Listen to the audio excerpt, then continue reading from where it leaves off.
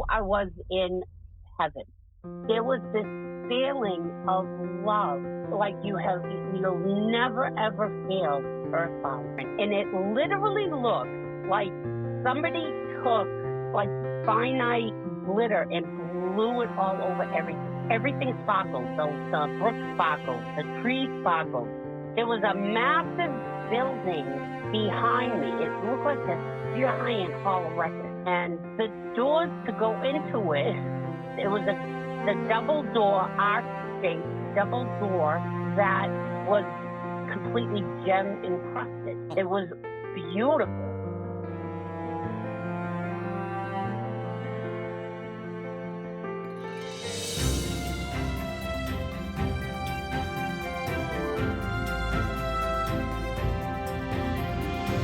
Guest today says that she never saw a tunnel or a blinding light, but instead found herself on a peaceful knoll in what she knew was a lower level of heaven, beside her beloved Nana and her childhood dog Sherry, after a surgery that went as wrong as anyone could imagine.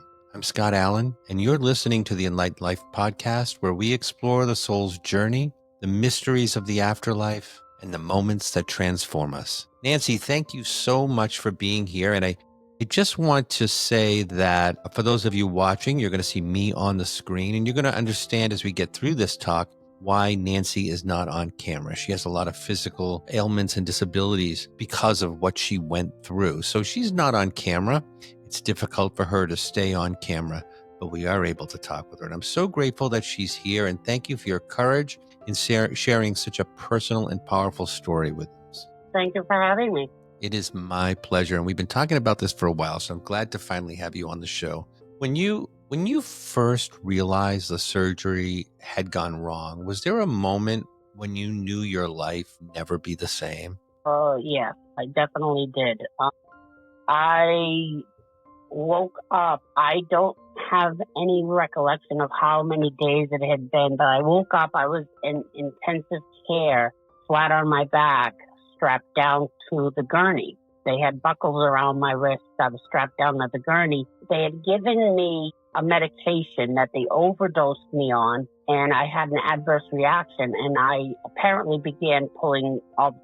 I was at that point hooked up to 11 different machines to keep me alive. I never felt pain in my life like I did when I woke up at that point. And I knew something was devastatingly wrong. But I also couldn't talk because they had given me a trach that took away my ability to talk. So all I could do was mouth my words and pray whoever was around me could read my lips.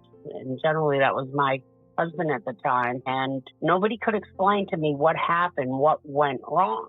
There was an incident, and at that point, nobody knew what went wrong. So a lot of things happened for days on end while I was in that ICU, and I became even more sick. My fevers went up to 108. They had to pack me in ice, and they wound up putting me in a medically induced coma for 3 weeks. So tell me for a moment, and you don't have to get into details, but the surgery, was that a risky surgery or was it more routine? No, it was a routine stomach surgery, and which is so weird. What we wound up finding out later was when they were closing me up, they broke one of my ribs and it punctured my lung and seriously affected my breathing, and they couldn't understand why my breathing was so severely affected. And the doctor had told my husband that you can only race a horse for so long before it gives out. We can't leave her like this. We can't put the tube down her throat. So we're going to have to trach her. That's how it started. Wow. And you were in a ton of pain. And oh, God. And, I can't even imagine what that's like. And you probably, I don't want to put words in your mouth, but you probably were reaching a point where you just genuinely wanted to let go. I did. I kept telling my husband, I want to die. Let me die. Tell them to kill me. Tell them to overdose me, So, you were pretty bad off. Yeah. And you did die in that hospital. How long after the surgery was that? It was after I came out of the medically induced coma. That I do know. I just remember after I woke up from that, coming back from heaven, and my husband came to visit, I was so excited, ironically, to tell him what I had just gone through. Hang on one second, Mary, because I want to go back. We're going to get to that, and I want to give you an opportunity to share that experience when you came back. But I want to talk about first what happened when you passed. So, in those first few seconds after death, what did you know for certain that you'd never known before? What were those moments like? I knew I was in heaven, but I knew I wasn't in the grand stage level of heaven. I knew I was in a lower level of heaven. And how I immediately knew, was the feeling. There was this feeling of love, like you'll never ever feel earthbound. You just won't get it. It's almost non-existent down here. That level of love and warmth, like you're just constantly being hugged by love, just surrounded by it. That's the reason I didn't want to come back. I wanted to stay there for that feeling. How I've heard people describe this, right, as more real than where we are now, which is hard It was for those of us who haven't gone through this. It's hard to understand what that might feel like, but what did it feel like? What was so different? the colors. There are so many more colors in heaven than you ever find a Crayola box of crayons. I'll tell you that much. Vibrant. And it literally looked like somebody took like finite glitter and blew it all over everything. Everything sparkled. The brook sparkled. The tree sparkled. There was a massive building behind me. It looked like this giant hall of records. And the doors to go into it it was like gem-encrusted.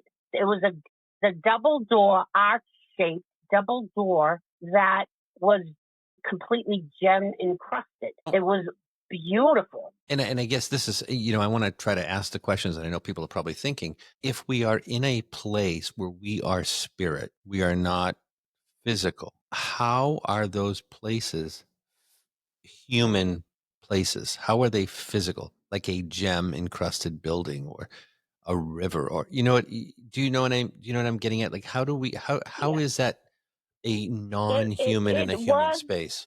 It was a human space because it's just that the shell that God put your soul in is what's non-existent up there, but who you are as a human is who your soul and what your soul is. That's truly what makes us who we are.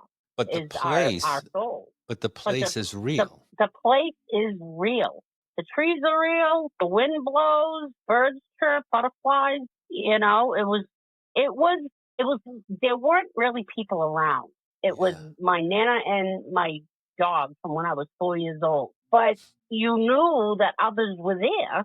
It's almost like I had this feeling that we were not to be interrupted. This conversation that I was going to have with my nana was not to be interrupted. So nobody came around, just the dog, her and the dog. That's it. How did you know it was them? Did they have bodies, or was it just an understanding that it was them? No, my nana, when she first showed, because I was looking around trying to find people, and when I turned back around, my nana was sitting on the grassy knoll right beside me. And I think she appeared that way so I would recognize her body. She looked the way that she looked right before she died. But then she was light. She was just light, a ball of light. The whole rest of the conversation, I was not staring at my Nana's face. Even the conversation itself was telepathic. She was a ball of light, but it was her. I knew it was her. I could hear her voice. It was her. It was her. Did you feel with her the same kind of connection that you had felt here, even though she was a ball of light? Yeah. Yeah. And I missed it. Oh, I missed it. I missed her. Yeah. That was the hard part, knowing that I was going to have to leave her. I didn't want to leave her. I wanted to stay there with her. Was there a word, a gesture, or feeling from your Nana and your pet that changed you? The whole thing changed me. Yeah. You can't go through something like that and not be changed. She made it very clear that I am blessed. She made it very clear that I am constantly being watched over, that they're always with me. Look for the signs, which I do get. I get smells.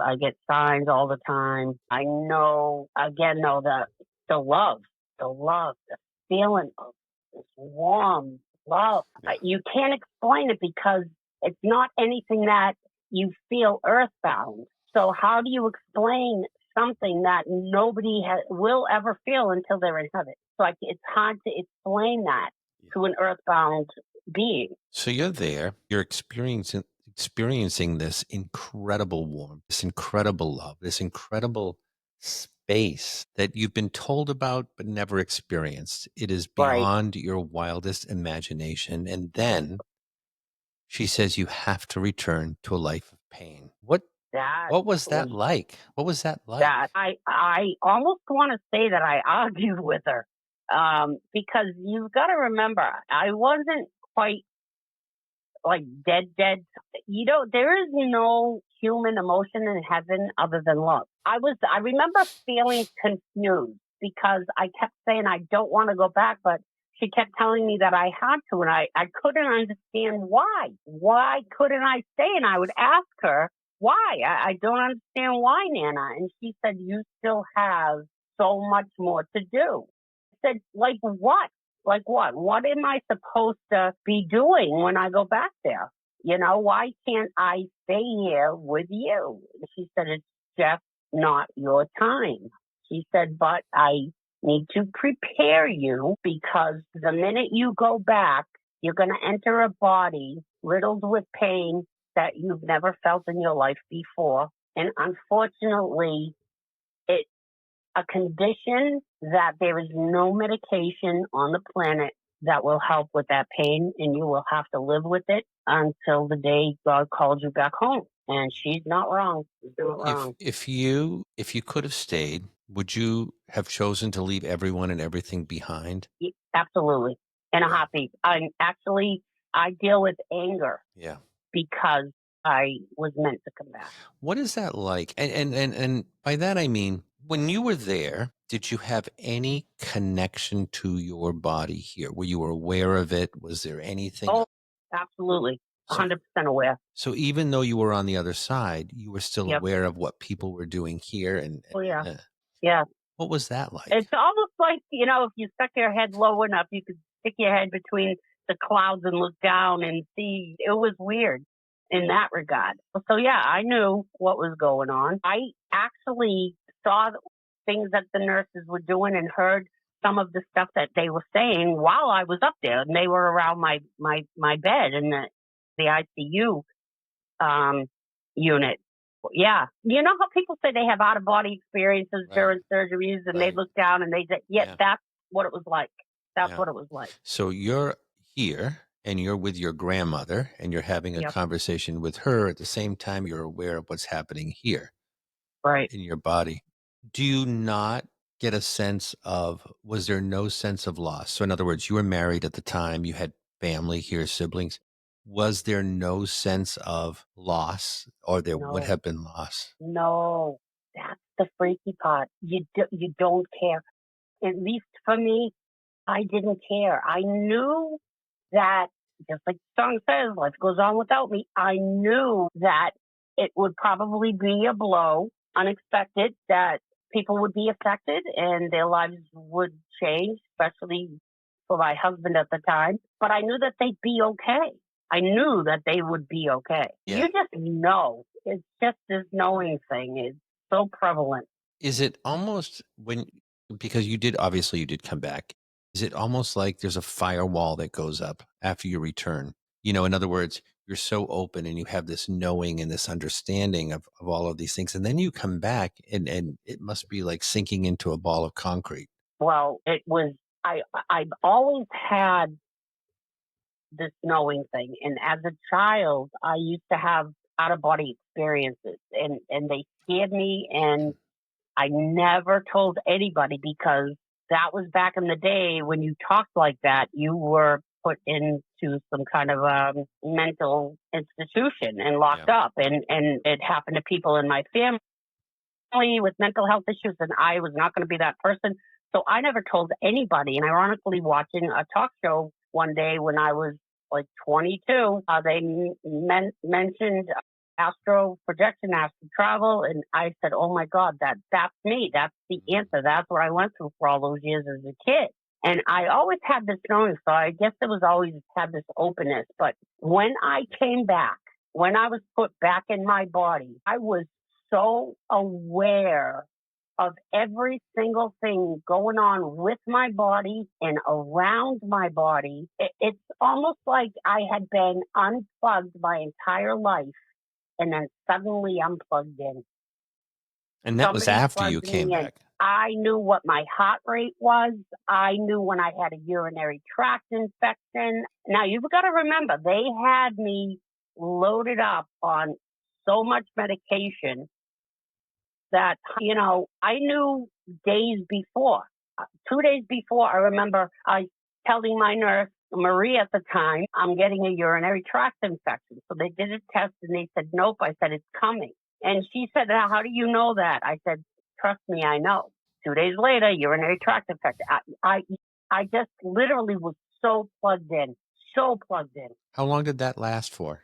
That lasted for a long time, for a couple of years after. And then any time there was an emergency or an urgent situation, my body automatically plugged back in again. Like I was left taking care of my mom with dementia for 5 years before she passed. And there were a lot of urgent and serious issues that came up with her. And every single time it did, boom, I was plugged right back in again. It was amazing to know. I knew things I never should have known. I knew just all of a sudden it was weird. And again, it's the psychic connection. I told them that my mother was on a medication that was making her dementia worse. And it was the Neurontin. And they're like, no. And I said, take her off of the Neurontin and watch her get better. Boom, it happened. So she had to go back into the hospital again after a bad fall. And I was adamant, do not put her on the Neurontin. I go to the hospital to visit her. The minute I walk in the door, I could tell. They gave her the Neurontin. She started. Yep. I went to the nurses and I grabbed the doctors and I said, I told you people, do not put her on this medication. It increases the dementia. They didn't believe me when I told them the first time, so they figured they'd give it a try. I mean, just things like that constantly happen. Plugged in. That's the only other way I can explain it. Being unplugged your whole entire life, and then all of a sudden you're plugged in. Well, for people who say this was just your brain shutting down, what do you say to that? That's your belief. How do you know, though? How do you know? I mean, and I'm playing devil's advocate, but how do you know that it wasn't a dream or something brought on by medication or, Okay, two specific things. Yeah. One, being there and witnessing what I witnessed, seeing colors that I'd never seen before. That feeling of pure love that just every fiber of your being. Again, I can't explain how amazing that was. That is a feeling that I've never felt on this planet because it doesn't exist on this planet. You're only ever going to get that in heaven. And then again, when I came back much more gifted. You did, yeah. It intensified. Whatever I went through intensified my ability. And what are your abilities? Well, empath. More of an animal empath, ironically. They're sentient and psychic ability. Yeah. So you know things, you feel things, you sense. I do. And it scares me. That's the psychic part scares me, especially like premonition dreams, bad things.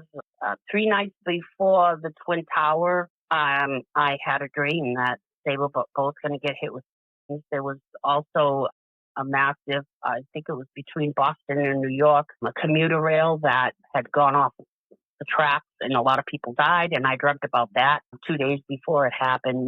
Things like that. It scares me. I'm going to be honest. How did this experience affect your relationships with your loved ones, the rest of your family, with God, with yourself? Did anyone in your life struggle to even believe you? No. Like my siblings, my husband, my best friend, they all embrace what I went through. And they're actually, they get excited that I know things because they'll come to me and say, look, I've got a new job. How do you see this going? Or something really weird will happen and they'll be like, did you have any idea this was going to happen? I don't get everything. It's like, I wish it worked that way. I wish I was, the guru sitting at the top of the mountain with all the answers. No, that's not how it works. That's not how this works. We only get what God allows us to get. We only get the information that God's willing to give us at any point in time.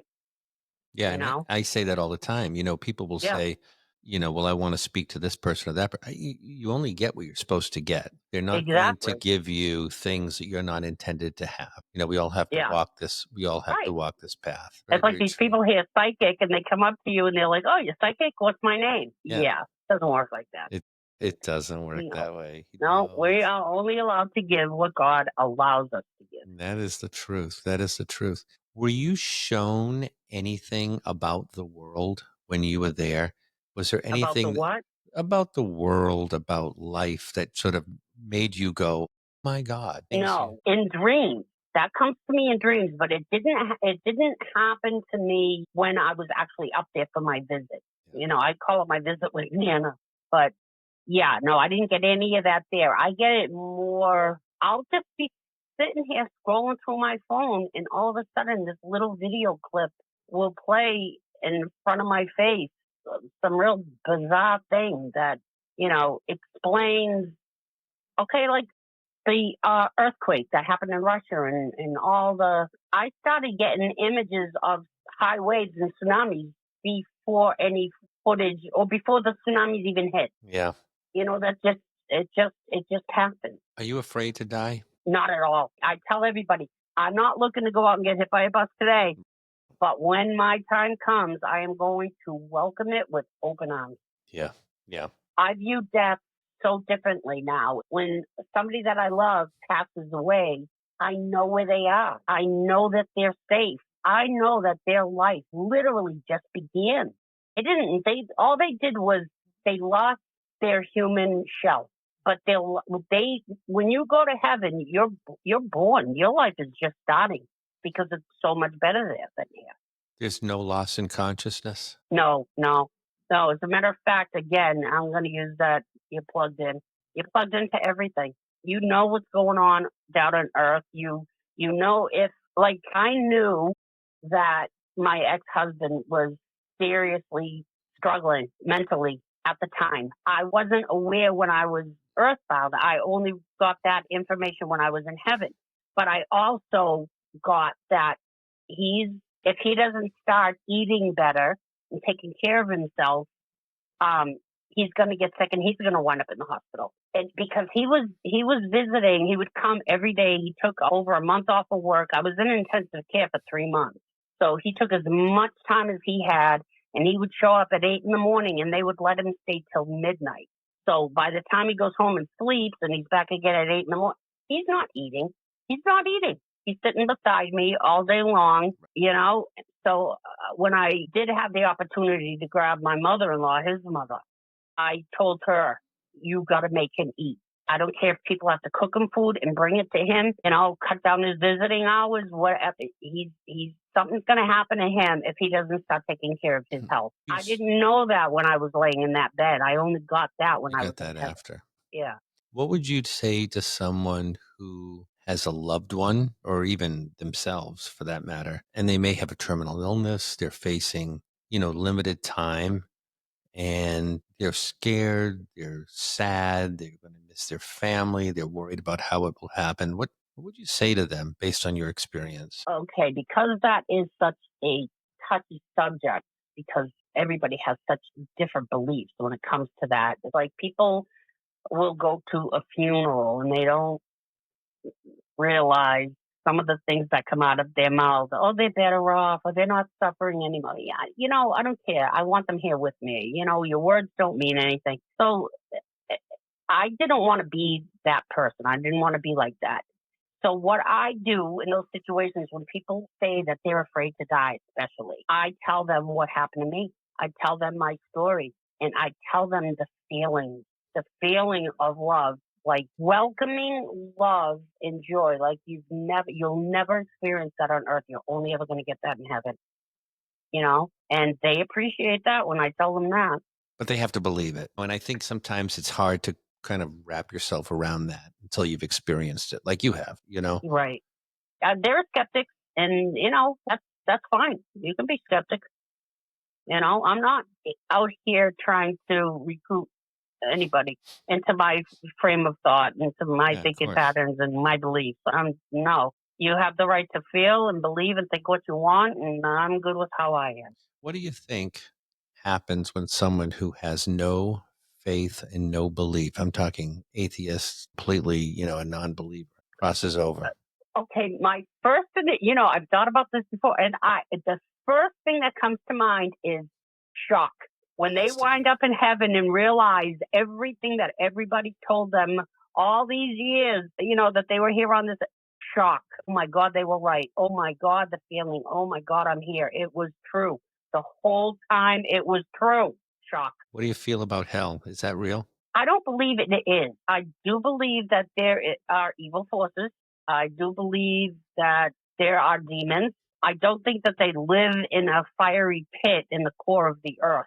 I think that it's something that lives in the ground, like elementals and whatnot, that just pick and choose the most vulnerable and volatile people to attach themselves to in bad situations. So I do believe in evil. I do believe in demons. I do believe in all that stuff. But no, as hell as a place, no. Earth is hell. We've heard people who have had these experiences like you had, near-death experience, and they, a lot of them are similar to yours. Not exactly the same story, but the feelings are the same. But every once in a while, you hear somebody that went to a dark place where it's frightening. I've heard them. What do you think that is? I think that's where evil comes from, but I don't think it's a fiery pit in the center of the earth. I don't think it's Earth's core. I just think that what that is God's way of telling them that they really need to change their life when they come back, that they've done some very bad things. Basically, you've seen that show Scared Straight, where they send the children to jail. Yeah, well, that's what I think. That's a preview of what your penance and your punishment could be if you don't change your life when you go back. Yeah. I think that is probably one of the biggest fears people may have is if there is something, where am I going? Have I been good enough? I believe you. I believe that. But I also think if that's really what you think and that's really what you might believe could happen to you, then you've got reasons to change your life. Because if you were doing the right thing, making the right choices and being good and being honest and being fair and being a decent human being, those thoughts shouldn't even enter your head. Well, I think but you can look at it a different way too. You can think that because I'm so very conscious of it, then you do worry, have I been good enough? I try to be good, but have I been good enough? And, and I think maybe just the fact that you worry about that means you're probably not headed in that direction anyway, because you're trying and you're thinking about it. Just a thought. I believe everybody, if you, I don't know how true this is, but they say a lot of people that die tragically or, don't want to accept that they're dead, they can remain earthbound. That's pretty, standard knowledge. Just sad because, unless they meet somebody that's gifted enough to help cross them over. Other than that, I believe everybody that dies goes to heaven. Everybody, even Hitler. Sorry, I'm not going to argue the point. That's what I feel. That's what I believe. And you get your judgment and your punishment from God when you get up there. You have to set things right. You have to make things right. You've got to do what you can. You've got to do whatever he tells you to do. And then, you're off the hook and you can roam heaven freely. But everybody gets into heaven. Everybody goes to heaven unless they remain earthbound for some reason. I want to just shift gears for just a moment as we're getting near the end here. Do you have any predictions or things you're worried about for the world? based on what you've experienced in your dreams and Yeah, civil war. Civil war in the country. Civil war, and I just keep getting that it's going to be worse in the middle of the country, not so much on the coast. It would be bad, but the worst places that it would be fought would be the center of America, Bible Belt and below. Red states, primarily. Yeah, I guess. Yeah. I mean, that seems to be where, the South. And yeah, and why they would fight amongst each other, I don't know. It's just like all on both sides of the Mississippi River, and specifically Mississippi River is what I get.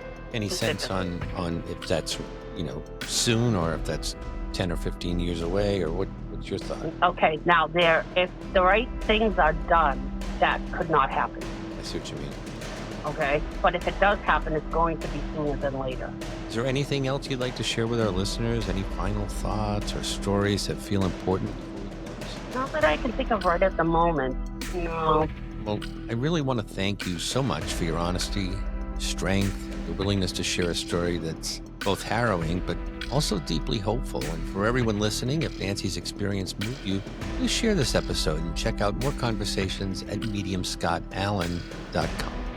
Like to book a reading, learn about upcoming live events, or listen to more episodes, you'll find everything you need at the website or wherever you get your podcasts. Please don't forget to subscribe, hit the like button, share with your friends.